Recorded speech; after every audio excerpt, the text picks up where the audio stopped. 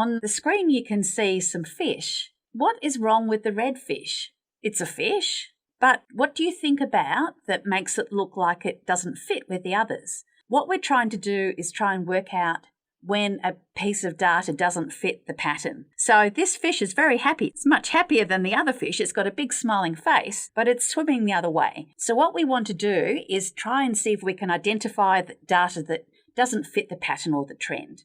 And that's what we mean by an outlier. This is the first of 4 lessons on data and investigation methods. So this is part 1. So in this lesson, we're going to look at 2 things: identifying outliers, like finding that red fish, and how to process quantitative data. That's data involving numbers. So we're still at the results section of our investigation, or the data collection and analysis phase. So that's where we're up to in all of this. And an outlier is a result that doesn't match the pattern or the trend of the data. So the red fish wasn't doing what the blue fish were doing. So outliers are values or pieces of data that don't match the expected trend or pattern, usually due to a mistake, but not always. Maybe the red fish wanted to swim the other way. We've just got to try and consider that. So outliers are recorded in your logbook. That's really important. You want to write down everything in your logbook, but we exclude them from processed data, such as calculations of mean or average, and when we're drawing lines of best fit on graphs. So we might have some raw data. It might come from doing an experiment with a titration. Now, often the first titer is overshot. The researcher is trying to work out what sort of volume, approximate volume, do they need in order to neutralize a titration, an acid-base titration or a redox titration. So they just want to do a rough and ready, have a go to see when they get a noticeable color change. But they're not doing that really accurately. They're just trying to get an overall idea. So sometimes they add too much of one of the volumes, and instead of looking for a pale pink color, they might have a really hot, bright pink. And that's fine. That's what the first titration is often about. But once the experimenter knows what they're looking for, when they repeat the experiment, and titration should be repeated until you get 3 values that are within 0.05 mil of each other. When the experiment is repeated, then the experimenter is looking for that really pale pink colour as the endpoint. So any titers outside of the acceptable range, if the acceptable range of precision is plus or minus 0.05, are recorded in the logbook but are excluded from the data processing. So if we have an example, maybe we've recorded the volume measurements 15.25, 15.10, 15.10 and 15.15 mil. They're all recorded. But this piece here, this data piece, is an outlier. It's greater than the others, which fall within the acceptable range. Another example is when we're constructing a calibration curve. In this case, we might have a series of standard solutions of varying concentration, and the concentration is listed on the x-axis. In this case, there were 4 data points. 3 of the data points look like they're in a line, but this data point here looks like an outlier. So when we draw the line of best fit, we plot the data point that we have, but we ignore it when we draw the line of best fit through the other data points. Okay, so processing quantitative data. In your logbook, you need to state the mathematical relationship that you want to use to process your raw data, such as whether you're going to calculate an average, and it's good to include a sample calculation. Now, you won't have enough room on your poster to put that calculation in there, so do that in your logbook.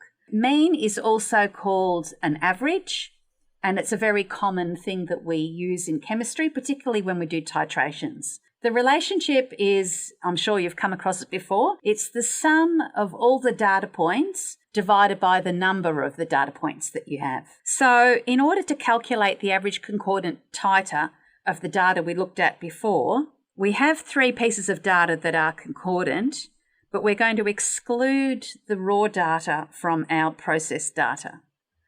So the average is 15.10 plus 15.10 plus 15.15 divided by 3. So we're going to exclude the 5.25 because it's beyond our range of acceptable precision or resolution, and that equals 15.12 mil. Okay, another really useful tool in chemistry is using ratios, particularly if we know something about some data and we want to manipulate it. So for example, here we've got some solubility curves, and this question says, what is the solubility of potassium dichromate? So it's referring to this line at 50 degrees Celsius, so that's here, in 35 grams of water. Now, if we look at the y-axis, it gives the solubility of a salt in 100 grams of water. So we can use this information and use ratios to solve the problem. So ignore the other three components. At 50 degrees Celsius, we go up to the solubility curve and we come across to the x-axis. It's about 26 grams of potassium dichromate in 100 grams of water. That's what we get from the graph. But we don't want 100 grams, we want 35 grams of water. So we need to solve for x. So x over 26 equals 35 over 100 times 26 equals 9.1 grams. So the answer is 9.1 grams of K2Cr2O7 will dissolve in 35 grams of water. Another really common mathematical tool that we use in chemistry is the percentage. Percentage, I'm sure you know, means parts of 100, but it's good to practice doing percentage calculations. So, for example, if we wanted to calculate the percentage composition of sodium in the compound sodium chloride, if we look up the molar mass of sodium, it's 23.0 grams per mole. And sodium chloride, the formula is NaCl, so the molar mass would be 23.0 grams per mole for sodium plus 35.5 grams per mole for chlorine is 58.5 grams per mole. So the percentage of sodium in sodium chloride is 23.0 divided by 58.5 times 100 equals 39.3%.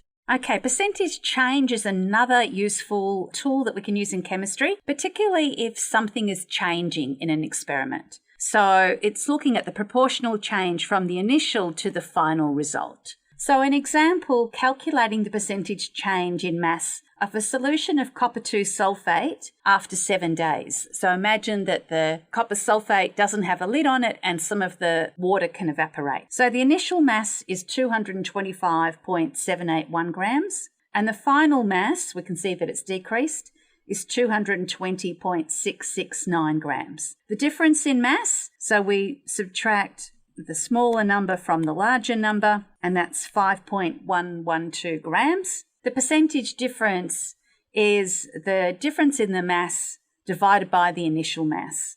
So that's 5.112 divided by 225.781 times 100, 2.26%. Okay, so to summarise, record your outliers, but exclude them from any data processing. Annotate your logbook to show which data values are outliers and show an example of any calculations such as percentage change or mean or average concordant titer. So show that in your logbook. You won't have room on your poster with only 600 words to include it in your poster. Next lesson, we'll look at the next part, which is part 2. So see you then. Bye. Welcome back. Today we're going to look at part 2 of data and investigation methods, and we're going to look at significant figures. So the first thing you might see when you look at this slide is you might think they're very old, those pyramids in Egypt. I've never been. I would love to have gone, but not at the moment. A geologist, though, estimates they're 4,600 years old. So a question for you. If today the pyramids are 4,600 years old, how old are they next week? Well, you probably think that's a silly question to ask, and they're probably still about 4,600 years old, and you'd be right. Because if we have a look through the historical record, from a historical chronology, they're somewhere between 2,700 and 2,500 BC, and we're now in 2023. And another technique puts the mortar, the glue that holds all the bricks together, at between 2,500 2,600 BC. But note that the zeros on the end are just a rough idea.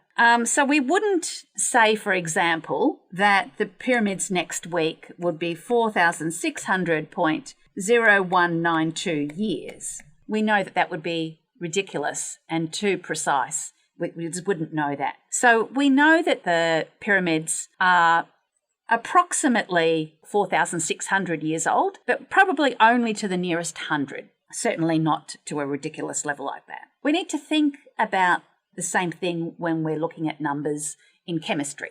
So in this lesson, we're going to look at scientific notation, also known as standard notation, which is a way that we can describe really large numbers and really small numbers, and also how to be significant and appropriate with your calculations. So we're looking still at the results part of the investigation and the data collection and analysis, so we're still right in the thick of our investigation. Often in chemistry, we use numbers that are really big or really small, and it's hard to imagine the size of the numbers. Common one that you might have heard of is Avogadro's constant, which is 6.02 by 10 to the 23 particles in 1 mole. That's a lot of particles. That's a lot of zeros. Or we might have lots of zeros ahead of our figure that we want to talk about. And again, that's a very hard thing for us to comprehend. So scientific or standard notation is by placing an integer, which is a number between 1 and 9. So in Avogadro's number, it's 6. Putting a decimal place there, putting the rest of the digits down, and then multiplying the number by a power of 10. And in Avogadro's number, that's 10 to the 23. We can do the same thing with this number here. We can put that into scientific notation. And we can do that by moving the decimal point until it becomes between the 6 and the 1. So we need to count how many times we move the decimal point. So 1, 2, 3, 4, 5, 6, 7, 8, 9, 10, 11, 12, 13, 14, 15, 16, 17. So we've moved the decimal point 17 times. So that's the same as saying 6.1 by, and we've moved the decimal point 17 times, so 10 to the minus 17. So it's a way of simplifying a number so that we can actually use it.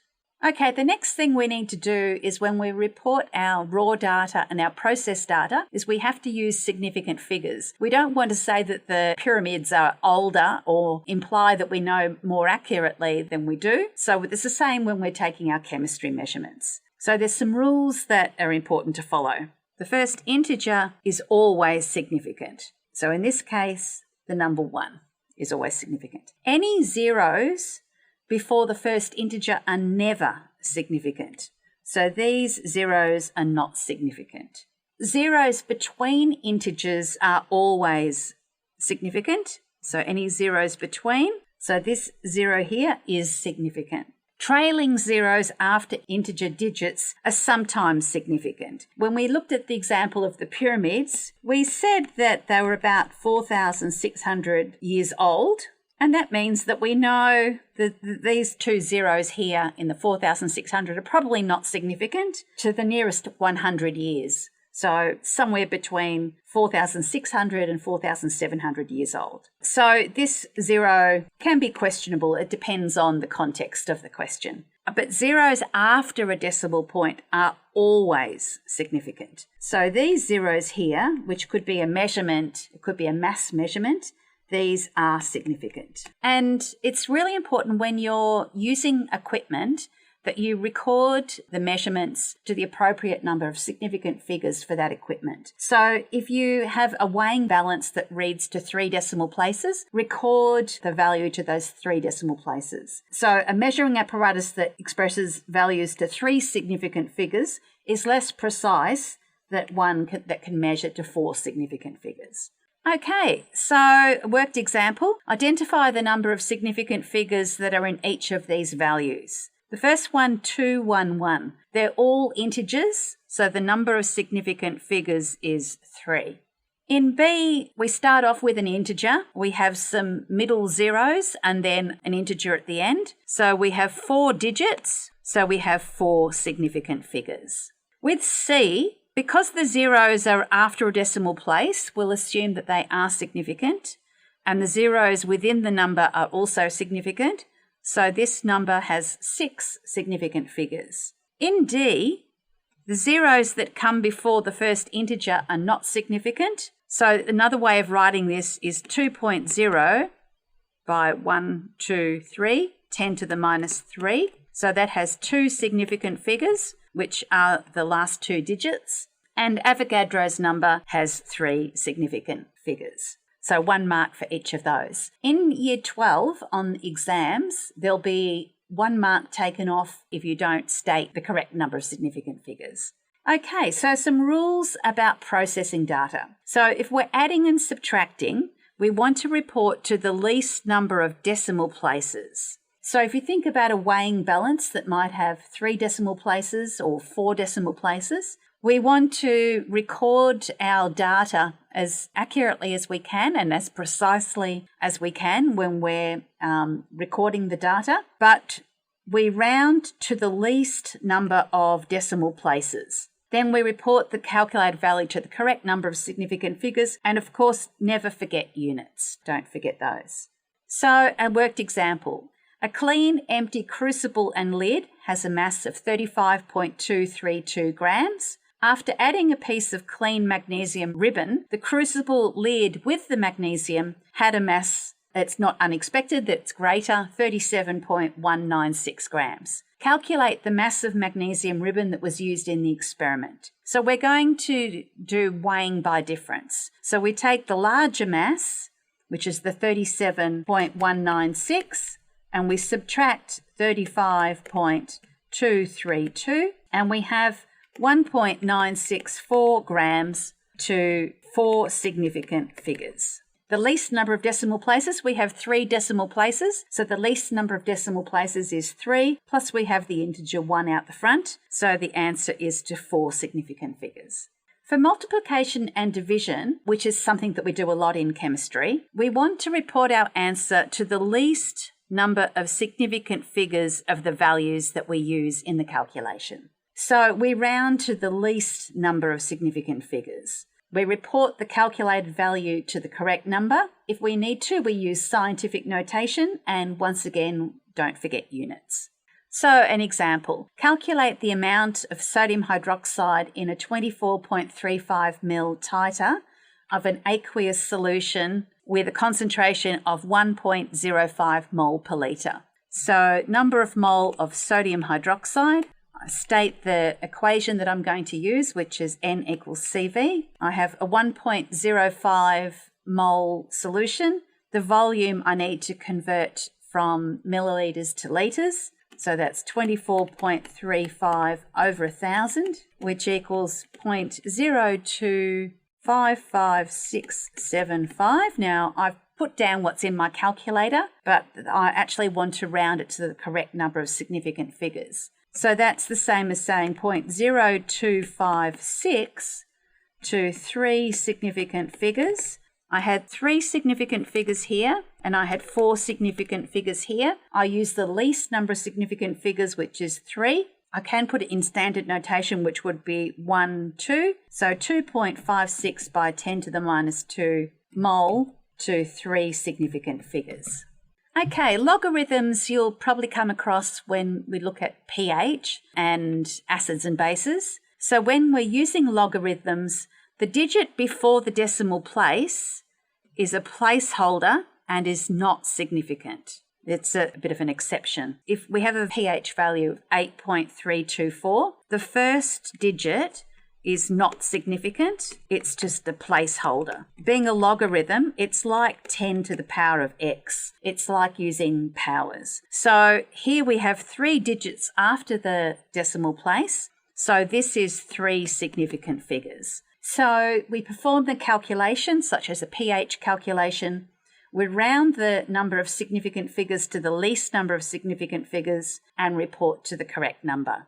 A solution of hydrochloric acid has a concentration of 0.107 molar. This is 3 significant figures. So we use the pH formula. pH equals minus log to the base 10 of the concentration of hydronium ions. Because hydrochloric acid is a strong acid, the concentration of hydronium ions in solution will be the same as the initial concentration of the acid, which is 0.107 molar. So if we plug 0.107 molar into our logarithm formula, we get a pH of 0.970. This is 3 significant figures. The 0 before the decimal place is just a placeholder, so it's not significant. So we've reported our answer to the least number of significant figures. Okay, so to summarise, the rules for significant figures. The first integer is always significant. Any zeros before the first integer are never significant, so they're not significant. Zeros between integer digits are always significant. Trailing zeros, so zeros at the end of a really large number, are sometimes significant. Depends on the context. Zeros after a decimal point are always significant. Perform your calculation. Round the significant figures to the least number of decimal places for adding and subtracting, or the least number of significant figures if you're multiplying or dividing. With logarithms, you go for the least number of significant figures. You report your value to the correct number of significant figures, and then don't forget to use scientific or standard notation if the number is really large or really small. And always remember units. Now, you've probably seen graphs on the news, you've probably drawn your own graphs, but it's important to present data in a useful way, but don't assume that what's in a graph is not actually what's there. Here's an example for you. So this is real data. This is American data, and it's the amount of cheese consumed by Americans correlated with the number of people who died by becoming tangled in their bed sheets. If we look at the data sets, the red and blue dots, they follow a very similar pattern from 2000 to 2009. But it doesn't mean that one caused the other. It doesn't mean that eating cheese meant that you're going to be tangled up in your bed sheets or vice versa. So we have to be really careful that just because some data is correlated, has a similar pattern, doesn't mean that one thing has caused the other. If you're interested in more of these, there is a website that has lots of these spurious correlations. This is part 3 of data and investigation methods. Okay, so in this lesson, we're going to look at types of graphs, how to draw trend lines, and how to describe a correlation. So whether the cheese and the bed tangling actually were a cause and effect relationship. So we're down here, the data collection and analysis phase of our investigation. So we're still trying to work out what our results actually mean. So graphing is a fantastic tool to use in science and in chemistry. And particularly when you have to prepare your scientific poster, you've only got 600 words, but there's a saying that a picture tells 1,000 words. So by putting a useful graph into your report, you can save a lot of words, and it's a really important way of conveying information. To choose the right type of graph is the first thing. So to do that, we need to sort of look at the variables that we have in experiments, and that actually helps us to work out what type of graph to use. So the independent variable, or the IV, is what is changed on purpose by the researcher. It's deliberate, and it should be the only thing that changes in the experiment. The dependent variable, or variables, sometimes there's more than one, are things that are measured or observed. And we're hoping to see if changing the independent variable has an effect on the dependent variable. Everything else we want to keep constant to have a fair test. So, for example, if we're doing an experiment where we're investigating the rate of reaction of hydrochloric acid with magnesium ribbon. So the independent variable might be time, happens over a period of time, and the dependent variable could be the volume of gas produced, and that volume in milliliters could be used to calculate the rate of the reaction in, for example, milliliters per second. The controlled variables are everything that we keep constant. such as the concentration of hydrochloric acid, the volume of hydrochloric acid, the same volume flasks that we use, a constant mass of magnesium ribbon, the size of the magnesium ribbon, the state of it, whether it's a powder or the ribbon, all of those things we want to keep the same. When we choose a type of graph, the first thing we look at is what are the variables, or are there variables in our graph? Graphs that we're going to look at are bar graphs, such as this one, pie graphs, and line and scatter graphs. This graph here is a bar graph, also called a column graph, and the independent variable here is the type of fuel. So this is a comparison of hydrogen with propane, ethanol, octane, natural gas, petrodiesel, and kerosene, different fuels and their energy content in kilojoules per gram. And we can clearly see that hydrogen's the winner here. So this is a good way of showing that hydrogen is very energy dense fuel. One way that we can actually think about graphs and all the elements that we want on a graph is the acronym TULIP. And TULIP stands for choosing the type of a graph, which we're going to look at now, having a title, units, labeling axes, having a line of best fit, a suitable interval, and plotting your data. Here we have a pie diagram or pie graph, and this sort of graph is useful for percentage composition data. So for example, biodiesel, which is a renewable energy source, is comprised of carbon, hydrogen, and oxygen. And by looking at this pie graph, we can see that the major element by mass is carbon. Over here on the right, we have a line or scatter graph. It's a calibration curve of concentration of iron 2 ions and their absorbance. So let's have a look at bar graphs. They're useful for presenting categorical and discrete quantitative data. If we think about TULIP, the type of graph we've chosen because of its categorical or discrete quantitative data. So for example, electronegativity of period 2 elements. We want a title to help explain to the audience who are reading our poster or reading our report what the graph is about. This is about electronegativity of period 2 elements. The units, in this case, electronegativity and atomic number don't have units, but quite often your graphs will have units. We need to label the axes. So we've got atomic number as our independent variable and electronegativity as our dependent variable.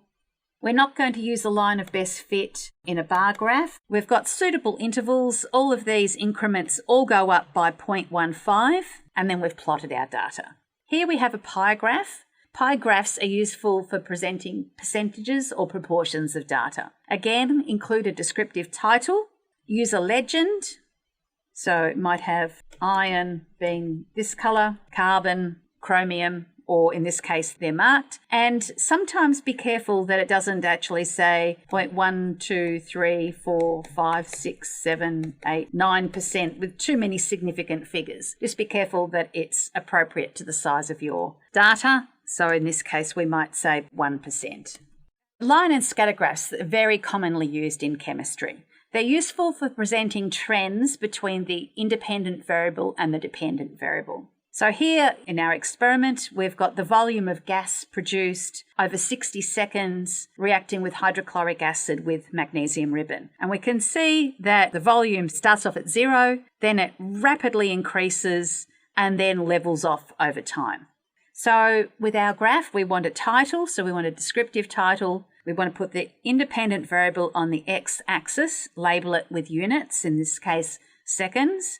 We put the dependent variable on the y-axis. We label the axis including units. That's the volume of gas that's produced in millilitres. We want to include a line of best fit. We'll talk more about lines of best fit in a minute. In this case, it's not linear. If we do draw a line, we would want to make it a curved line. And we use a consistent scale. Okay, so drawing a line of best fit. So this is what we do with continuous data. Where possible, we include a line of best fit, but as we mentioned in a previous lesson, we exclude clear outliers from our line of best fit. Here we have a calibration curve for the concentration of mercury in milligrams per kilogram or part per million, and we have absorbance. And we can see that we've got 1, 2, 3, 4, 5 data points, and the line that goes through them all is the line of best fit, and then we can use that to try and work out the concentration of mercury in an unknown sample. In this case, if we have a water sample that has an absorbance of 0.38, so there's 0.3, this is about 0.38, come across to our line, and so it's about 0.62 milligrams per kilogram of mercury in our sample. I haven't done it with a ruler. Make sure if you're doing this, you use a ruler. We can also draw trend lines for continuous data. So here's an example of a vector temperature on reaction rate, and you can see it's non-linear. If you have a linear line, you can use y equals mx plus c to work out the gradient, or you can plug that into Excel to do that. Or if you have a curved line, you can take a tangent to the line and you can work out the instantaneous rate of reaction, for example, at this point here. Okay, we talked right at the start that correlation doesn't equal causation. Just because data is correlated doesn't mean that one variable has had a causative effect on the other. So one way of getting to do this is that we can use Microsoft Excel to calculate what we call an R value. And if we have an R value that's very close to 1 or -1, it tells us that we have a strong correlation. Here we have almost a perfect correlation. All the data points are lined up on the line of best fit. Here we have a strong positive correlation. It's an R value close to 1, 0.85. There's a bit of variation amongst the data points. Here we have a strong negative correlation of -1.0. But here we just have random scatter. There is actually no correlation. There's no pattern with this data. Now time for a mega activity for you. According to the graph provided, which of the following statements is correct? Have a look at the graph, read the options and make your choice. The answer is the independent variable is temperature. So the independent variable is always put on the x-axis. The dependent variable would be the solubility in grams of 100 grams of water. So that would be the dependent variable. Potassium nitrate has the least solubility in water at 50 degrees Celsius. So if we come to 50 degrees, it's actually highly soluble at 50 degrees. So that's not true. It's not a bar graph. So the answer is A. So to summarize, graphing is a really useful tool for you. It's a way that you can communicate information without lots of words, which is really useful in your scientific poster. Choose the type of graph. Make sure that you follow TULIP so that you know the elements that you need to follow. For a bar graph is useful for categorical data. Pie graphs are useful for showing proportions. Line or scatter graphs are useful for showing relationships between the independent variable and the dependent variable. And you can include a line of best fit with continuous data. Don't forget TULIP, and what's coming next is part 4. See you then. Bye. I've learned by building my own deck that I should measure twice and cut once, because so many times I've cut a piece of wood and it just does not fit. You might have heard of this saying before, but believe me, it will actually save you a lot of unnecessary cutting and you'll waste a lot less wood. We can also think about this when we conduct an experiment. We don't want to just take one trial and rely on that. We want to make sure that the trial that we've done is representative of our experiment. So we repeat trials. So take more than one measurement and then we can find if we've got outliers. So when you're building a deck, measure twice, cut once. So we're up to part 4 of data and investigation methods. Okay, we're going to cover quite a few important concepts in this lesson: accuracy and precision, the 3 R's, validity, random and systematic errors, the importance of repeating experiments, so measuring twice and just cutting once, and evaluating investigation methods and how to suggest improvements. Okay, so we're moving from the data collection and analysis phase to the evaluation phase. And that is the discussion part of the poster or report, which is probably the most important part. So of your 600 words, most will be spent in your discussion. It's important that you use the terminology correctly when you're conducting an investigation, and particularly when you're communicating it. So, accuracy and precision. So just to recap, ideally in experiments, we're aiming for data that's both accurate and precise. Accurate, or a way of remembering it, accurate is true, and accurate has got the letters true in it, T-R U and E, and precise is close, and precise has got C-S-E in it. So that's one way of remembering it. So we're aiming for data that hits the target, that's highly accurate, and that all the bits of data are very close to each other. That means we're highly accurate and highly precise. We don't want data that has a low accuracy and a low precision. Here, the data points are very close together, which indicates they're precise, but they're off target, so it's low accuracy. Here we have accurate data. It sometimes hits the target, but there's quite a bit of variability. So what we're aiming for is both high accuracy and high precision, but it doesn't always work out like that. So experimental values are accurate if they're close to the true or theoretical value. Data can be considered to be less or more accurate when compared to that true value, and sometimes that true value is not known. If it is known, then you can make a comparison with it. When several measurements are made, they are precise if they're close to each other. And precision is a measure of the repeatability and reproducibility of measurements. Okay, the 3 R's. The first R is resolution. So when we're taking measurements of continuous values, there's always a degree of uncertainty. Usually digital scales are read to the smallest decimal place, and in general analog scales where you've got divisions and you have to read a needle between them are read to an uncertainty of 1/2 of the smallest scale division. A top-loading balance with 2 decimal places is to the 2nd decimal place. An analytical balance, which you may or may not have in your school, they're very expensive, can read to 4 decimal places. We go to the last decimal place, and that last digit plus or minus is the general uncertainty. A 50 ml burette that we use in titrations has a typical resolution of 0.05 ml, which is half an increment, and it's about 1 drop when we're doing a titration. And a 250.0 ml volumetric flask or standard flask, most glassware has the precision actually written on it, and it'll be plus or minus 0.1 ml as long as you're doing the experiment at 25 degrees Celsius. Repeatability is an important concept. I talked at the start about the importance of measuring twice before you cut a piece of wood. By measuring, we're repeating. So repeating our measurements is repeatability. And what we're trying to do there is reduce random error. So if I'd made the first measurement of my piece of wood and I've misread a digit, which is very easy to do, by repeating the measurement, I can actually see if I've made a mistake. Repeatability is where the observer is the same, and the method of measurement is the same, and it links to precision. Reproducibility is when lots of different people do an experiment or a series of experiments and compare their data. If researchers publish their findings in a scientific journal, they'll explain the method that they've used and they'll provide their data, and then other researchers can come along, try and see if they get the same sort of set of data. And if they do, we say it's reproducible. So different observers, the method of measurement might be the same or it could be different, but it links to how close the value is to the true value, which is accuracy.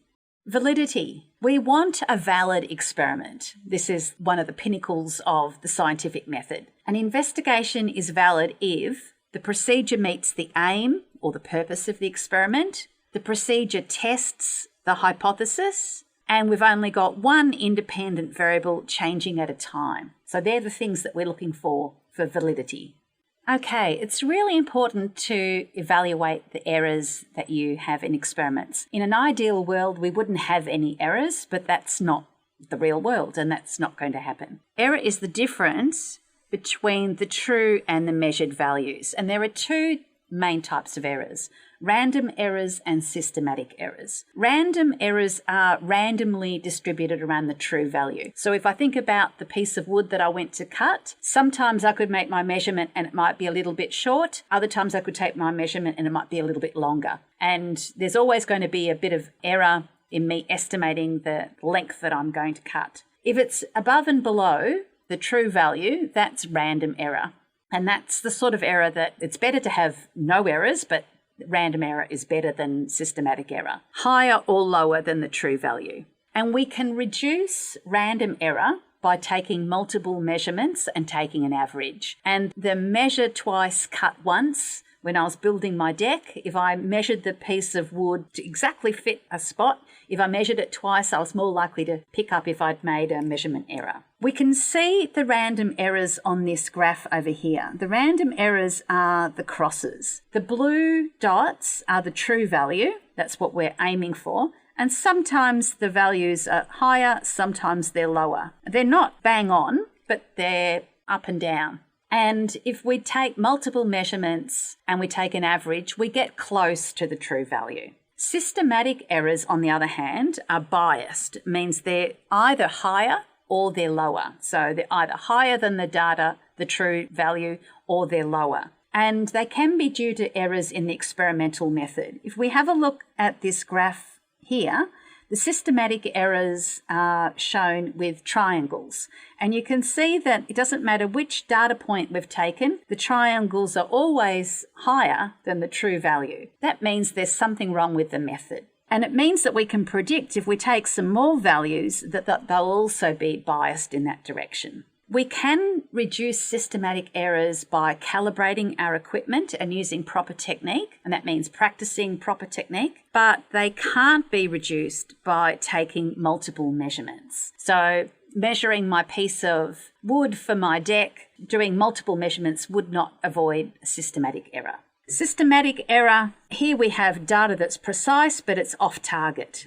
Random error, we have data points that are above and below, but if we take an average, we can reduce the random error.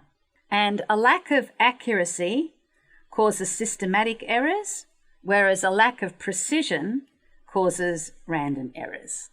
Things go wrong. When I'm measuring my piece of wood, I might just at one stage not be concentrating properly and write down the wrong number. So mistakes do occur. We're all human. Sometimes mistakes are recognised when you're doing an investigation, and you might see that as an outlier. And we talked about outliers in a previous lesson. So you record the outlier, but you make a note and say that this is overshot if it's a titration, or this data point seems out of place. When you do recognise that you've made a mistake, such you've spilled a solution, or you think that you might have written down a mass incorrectly, then you should just repeat it until you actually are confident that you're doing the procedure correctly. And so include mistakes in the logbook, but exclude them from your data and analysis. And so when we're talking about when your teacher asks you to do error analysis, we're not talking about the random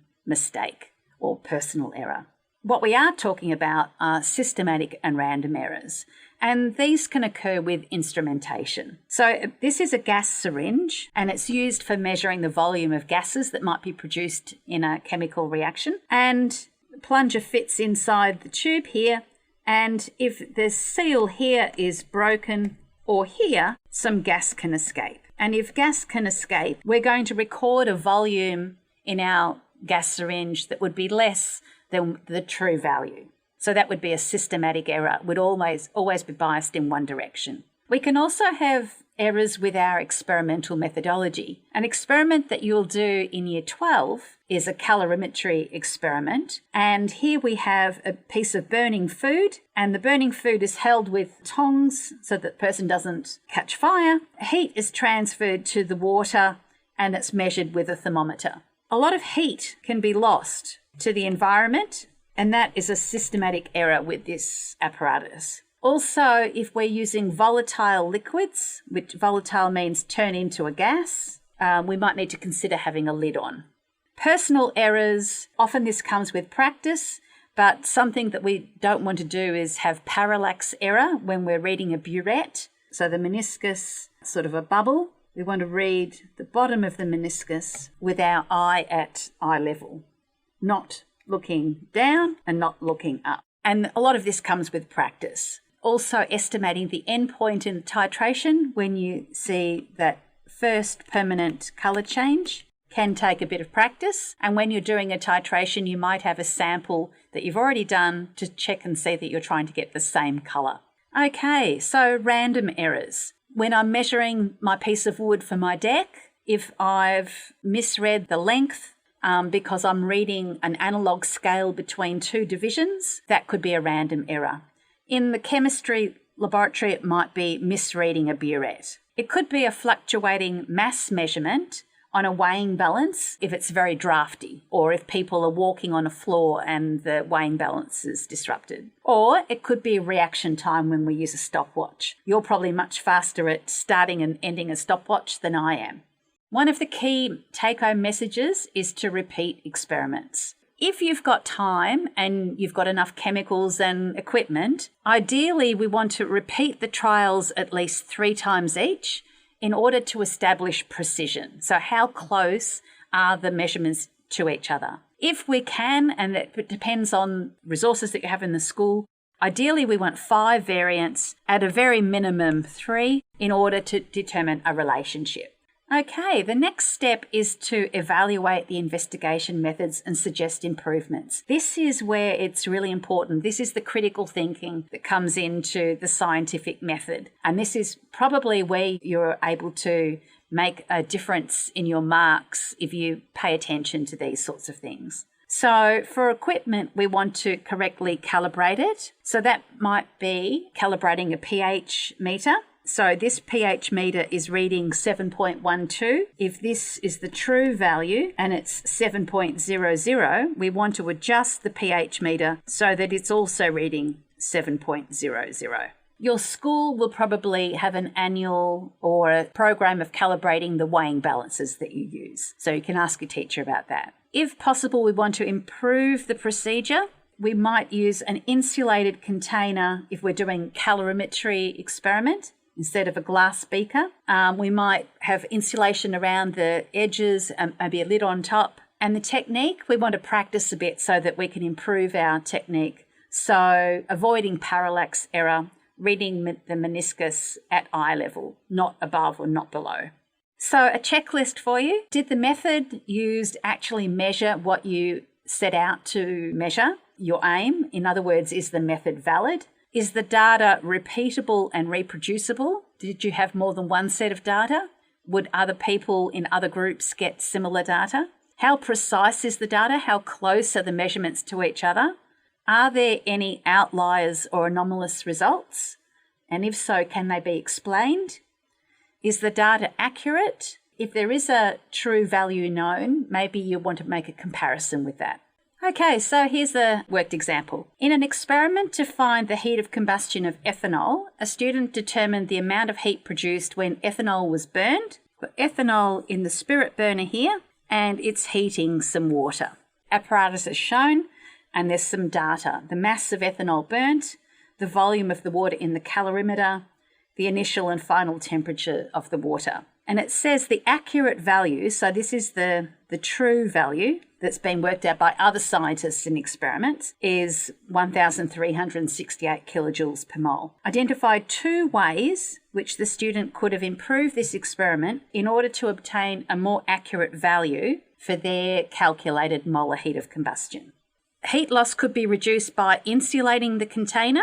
If we have a look back, heat could be lost all the way here through the top. So by having an insulated container, that could help. And reducing the distance between the spirit lamp and the calorimeter. So we've got a gap here. So if we reduce that gap, that would mean less heat would be lost to the environment. So 1 mark for each of those suggestions. Okay, so we've been looking at the data analysis and evaluation parts of the experiment, really the nitty-gritty that's going on. So we can reduce systematic error by calibrating our equipment, improving our experimental procedure and our technique. We can reduce random error by repeating each measurement and taking an average. And when we're thinking about errors, we want to consider the 3 R's: precision and accuracy and validity. And we're aiming for data that has high accuracy and high precision. Next lesson, we'll look at constructing evidence-based arguments and drawing conclusions. See you next time. Bye.